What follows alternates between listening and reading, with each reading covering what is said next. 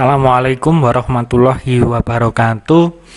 Selamat malam para mahasiswa. Sesi ini kita akan belajar dari mata kuliah sejarah Australia.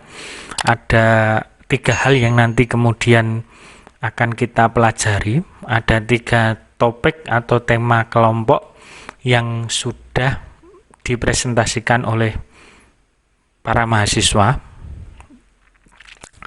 Hubungan Australia-Indonesia ini kemudian menarik karena fluktuasi.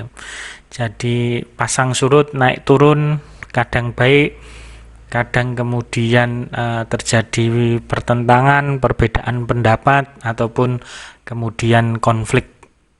Tapi belum pada sampai tahap peperangan.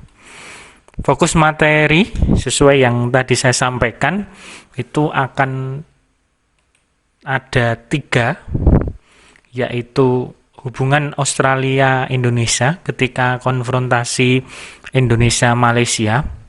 Kemudian 2, hubungan Australia-Indonesia dalam masalah pengembalian Irian Barat. Ketiga, hubungan Australia-Indonesia ketika integrasi Timur-Timur. Ini menjadi 3 tema kelompok yang kemudian sudah rekan-rekan presentasikan. Saya dalam hal ini mereview dari ketiga materi itu. Latar belakang pada fokus materi kali ini adalah Indonesia adalah tetangga Australia yang terdekat. Hubungan antara kedua negara ini mempunyai sejarah yang panjang. Bahkan dari salah satu sumber itu sejak abad ke-19 akhir ya, berarti 1870 itu interaksi Australia di Irian Barat, kemudian nanti secara faktanya nanti sekitar sebelum Indonesia merdeka, sekitar 1940-an. Kemudian Indonesia dan Australia ibarat pasangan yang selalu bertengkar tetapi kemudian rujuk. Ini kemudian menjadi menarik karena apa? Karena kedua negara ini mempunyai hubungan yang pasang surut yang tadi sudah saya sampaikan. Indonesia merupakan negara tetangga terpenting bagi Australia selain Papua Nugini. Begitu pula posisi Australia bagi Indonesia. Arti penting Indonesia bagi Australia bisa dilihat pada beberapa segi. Ada beberapa faktor. Pertama, geografis, geopolitik, geostrategis, dan dari segi historis. Hubungan ini telah lama terjalin sejak tahun 1942 ketika Belanda menjadikan Australia sebagai tempat pengasingan tawanan dari Tanah Merah Indonesia. Australia yang mengetahui hal itu spontan mendukung agar tawanan ini dibebaskan. Nah, ini dimulai ketika tahun 42. Belanda menjadikan Australia sebagai tempat pengasingan tawanan dari Tanah Merah Indonesia. Nah, kita tahu Belanda menjadi salah satu negara yang mengeksplorasi, yang menemukan benua Australia. Berikutnya, kita masuk di fokus materi pertama, yaitu hubungan Australia-Indonesia ketika konfrontasi Indonesia-Malaysia. Ini terjadi sekitar tahun 1962 sampai 1966. Pertama, latar belakang terjadinya konfrontasi ini adalah akibat adanya gagasan pembentukan negara Federasi Malaysia oleh Perdana Menteri Malaysia ketika itu, Tengku Abdul Rahman Al-Hajj, yang kemudian diajukan kepada negara induk, dalam ini Britania Raya atau Inggris, dan akhirnya disetujui. Mendengar kabar tersebut, Indonesia dalam hal ini Presiden Soekarno menaruh curiga bahwa ini adalah proyek neokolonialisme Inggris di Asia Tenggara. Karena yang akan digabungkan itu kan ada Sarawak, Sabah, terus kemudian Singapura. Berikutnya, konfrontasi antara Indonesia-Malaysia ini berlangsung hampir 4 tahun yaitu sejak tahun 1962 hingga 1966. Konfrontasi ini berpengaruh terhadap hubungan Australia-Indonesia. Ketika terjadinya konfrontasi antara Indonesia dan Malaysia, Australia turut campur dengan berpihak kepada Malaysia. Militer Australia yang ketika itu mendukung Malaysia terlibat pertempuran dengan militer Indonesia di Pulau Kalimantan atau Borneo dulu menyebutnya. Ya, karena Australia dan Malaysia ini satu federasi, yaitu di bawah Commonwealth, sehingga kemudian Australia membantu atau lebih kecenderungan ke Malaysia ketika itu.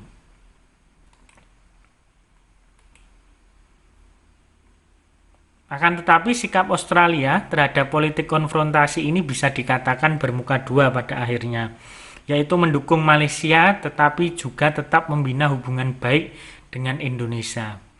Jadi di satu sisi mendukung Malaysia tapi kemudian tidak terang-terangan 100%, karena di satu sisi juga menjaga hubungan baik dengan Indonesia. Karena kemudian sekali lagi mereka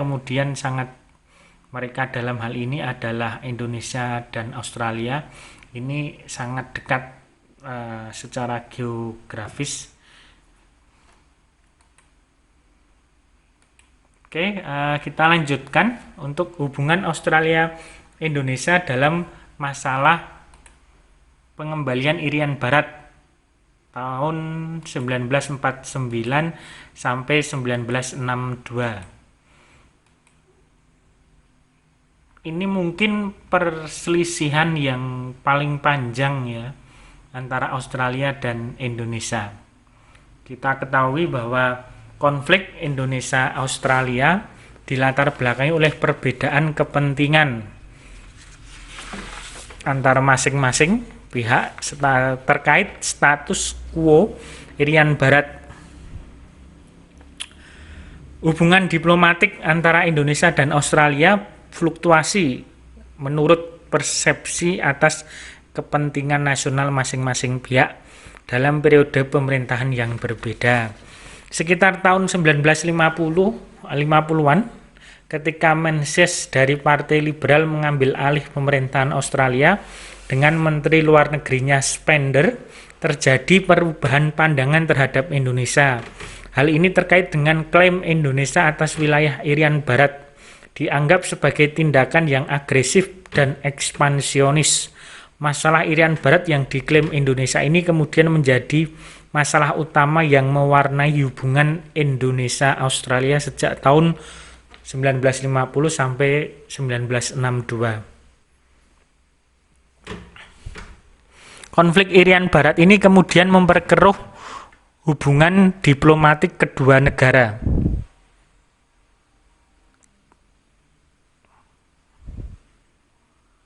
Secara historis, menurut Critchley, sejak 1870-an, Australia sudah menyadari arti pentingnya wilayah Irian Barat untuk kepentingan strategis pertahanan Australia. Hal ini dapat dilihat dari sikap Perdana Menteri New South Wales, Sir Henry Parkes, yang mendesak pemerintah Inggris untuk mengambil alih Kepulauan New Britain, Solomon, New Hebrides, Marshall, Gilbert, Ellice, akan tetapi tidak mendapat tanggapan dari pemerintah Inggris. Pemerintah Queensland tetap mendesak pemerintah Inggris untuk mengklaim wilayah Irian Timur karena Australia melihat adanya maksud Jerman untuk menguasai wilayah tersebut. Akan tetapi permintaan Queensland ini tidak mendapat tanggapan seperti yang diharapkan. Penolakan pemerintah Inggris ini memaksa pemerintah Queensland di bawah pimpinan Sir Thomas More Aylward mengambil inisiatif sendiri untuk menguasai wilayah Irian Timur. Queensland menguasai wilayah ini pada tanggal 4 April 1883. Wilayah Irian Barat terbukti sangat penting bagi pertahanan Australia. Hal ini terbukti lagi pada masa Perang Dunia II. Bahaya ancaman dari utara kembali menghantui Australia. Jepang berhasil melebarkan usaha ekspansinya sampai hampir ke seluruh Asia Tenggara. Setelah Jepang menguasai Irian dan berupaya untuk menembus daerah Owen Stanley ke Port Moresby, Australia mulai mengirimkan pasukan untuk menghadang serbuan pasukan Jepang. Sehingga arti penting wilayah Irian Barat bagi Australia sudah dirasakan sejak tahun 1870. Kemudian semakin terlihat jelas sejak invasi Jepang pada Perang Dunia Kedua yang semakin menguatkan peran Irian Barat sebagai benteng bagi Australia terhadap ancaman dari utara. Ya, itu tadi secara historis rekan-rekan bisa memahami bagaimana konflik yang terjadi, perseteruan yang panjang terutama terkait dengan Irian Barat. Sementara itu dari segi yang lain, yaitu adalah segi geopolitis, posisi Irian Barat memiliki nilai strategis secara politik dan keamanan. Irian Barat dianggap sebagai mata rantai yang sangat esensial dalam garis pertahanan Australia. Australia akan lebih mudah dalam memberikan pengaruhnya jika Irian Barat lepas dari NKRI. Sebaliknya, jika wilayah itu jatuh ke tangan Indonesia, maka wilayah Irian Barat akan berubah menjadi pintu masuk yang potensial bagi musuh dari Asia. Terutama ketika itu yang ditakuti oleh Australia dan sekutunya adalah komunisme yang semakin menyebar di wilayah Asia Tenggara. Secara politik, Australia melihat Irian Barat sebagai benteng pertahanan, buffer zone untuk menghadang masuknya pengaruh komunis dari arah utara. Segi yang lain adalah dari segi geostrategi. Australia dikelilingi oleh dua samudra, yaitu Samudra Hindia dan Pasifik. Garis pantai barat laut dan utara Australia membentuk perbatasan terdekat dengan kepulauan Indonesia. Letak Irian Barat dengan pulau-pulau yang berdekatan dengan Australia membentuk atap bagi garis pantai Australia. Sisi utara itulah kunci strategis pertahanan Australia. Indonesia, khususnya wilayah Irian Barat, merupakan benteng dan sekaligus bisa menjadi ancaman bagi Australia. Jadi dapat dikatakan bahwa kepulauan Indonesia memiliki arti penting bagi Australia. Utamanya letak Irian Barat yang dianggap sebagai buffer zone bagi pertahanan Australia. Oleh karena itu, orang-orang Australia sangat menentang klaim Indonesia atas wilayah Irian Barat dan lebih memihak Belanda untuk menduduki wilayah tersebut. Itu tadi penjelasan terkait aspek atau segi geostrategis. Sedangkan dari sisi geografis, posisi Australia terletak di antara lautan Hindia dan Pasifik, dengan Antartika di sebelah selatan dan Kepulauan Asia Tenggara di bagian barat lautnya. Kedudukan Australia pada posisi yang secara geografis terisolasi. Tetangga terdekat Australia sejak tahun 1949 sebelum kemerdekaan Papua New Guinea adalah Indonesia. Sebelumnya disebut Hindia Belanda. Segi geografis, Indonesia adalah negara tetangga terpenting bagi Australia karena letak geografisnya yang berdekatan. Itu tadi beberapa aspek atau segi yang melatar belakangi kenapa Australia itu bersifat keras ketika Indonesia mencoba mengembalikan Irian Barat ke NKRI. Kemudian fase pertentangan itu adalah pada tahun 50 Indonesia mengajukan tuntutan atas Irian Barat. Tuntutan Indonesia kemudian mendapat kecaman keras dari Australia. Berikutnya, tahapan perkembangan konflik Indonesia-Australia dimulai pada saat terjadi perundingan bilateral antara Indonesia-Belanda pada tahun 50. Ini konflik yang kemudian nanti sangat keras, yaitu saat terjadi perundingan bilateral Indonesia dan Belanda pada tahun 50. Penyelesaian akhir konflik Irian Barat dimulai saat terjadi perubahan sikap Amerika Serikat yang awalnya konservatif itu ya dibilang kaku atau mungkin tidak berada di pihak Indonesia, menjadi lebih akomodatif terhadap tuntutan Indonesia atas Irian Barat.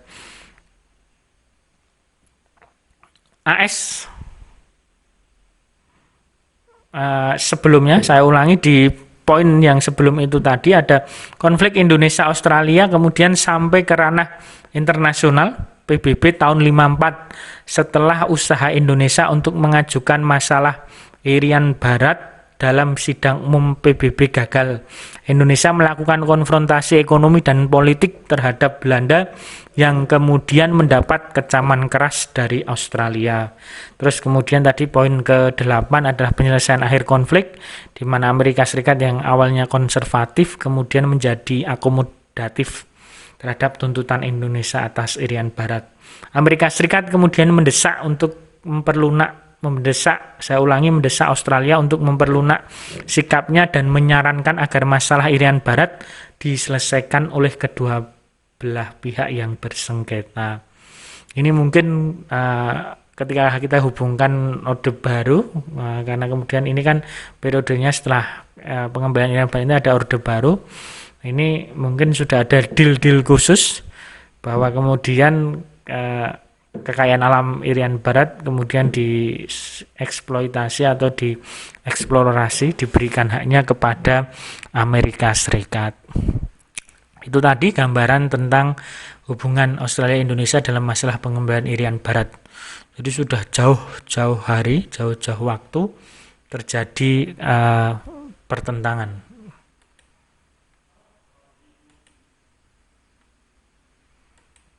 Berikutnya, yang ketiga adalah hubungan Australia-Indonesia ketika integrasi Timur-Timur. Ada beberapa poin yang kemudian bisa kita pelajari atau kita ambil, yaitu pada tahun 1972 sampai 1988, hubungan Australia dan Indonesia diwarnai oleh beberapa masalah. Yang paling mengganggu hubungan kedua negara adalah masalah Timur-Timur. Ya, kita tahu bagaimana jalannya proses integrasi dan disintegrasi ya, karena 75 Timur-Timur masuk menjadi bagian wilayah Indonesia, 99 kemudian berpisah dari Indonesia. Persoalan Timur-Timur mewarnai kebijakan luar negeri beberapa Perdana Menteri di Australia, baik dari Partai Buruh maupun Partai Liberal Nasional.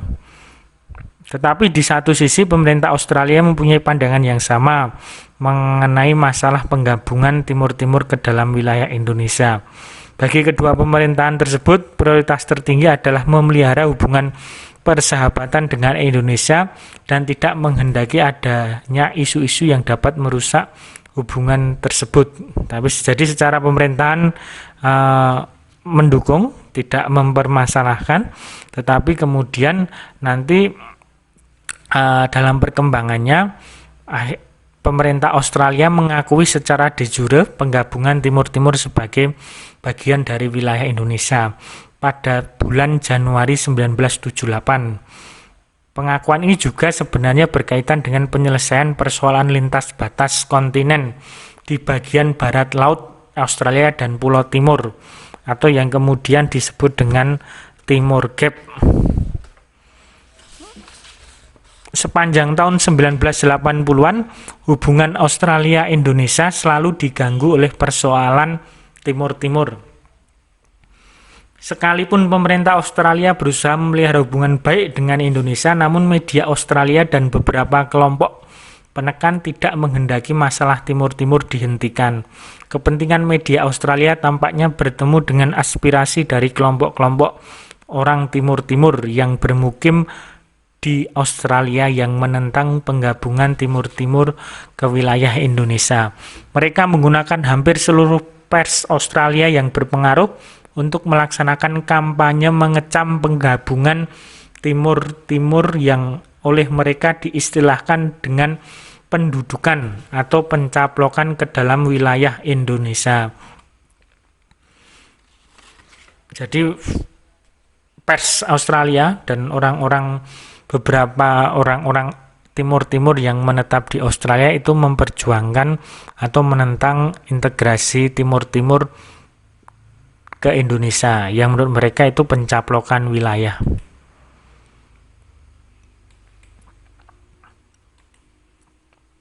Oke, poin berikutnya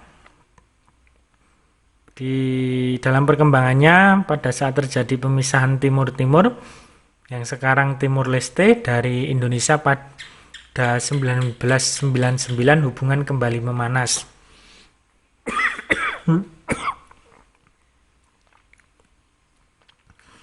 Australia diminta oleh PBB untuk memimpin kekuatan internasional di Timur-Timur atau International Force in East Timor yang kemudian disingkat dengan nama Interfaith dalam menjalankan tugasnya untuk mengembalikan perdamaian dan keamanan di kawasan tersebut. Selanjutnya, pihak Australia menuduh Kopassus melakukan serangkaian pelanggaran HAM dan kekerasan selama konflik Timur Leste. Yang terkena adalah peristiwa Santa Cruz ya, yang kemudian itu menjadi alasan untuk Australia berada pada posisi menolak atau kemudian berkeinginan bagaimana rakyat Timur-Timur ketika itu diberikan kewenangan, diberikan independensi untuk menentukan nasib sendiri. Sehingga kemudian Indonesia menganggap bahwa lepasnya Timur-Timur di kala itu akibat dari turut campur tangan Australia.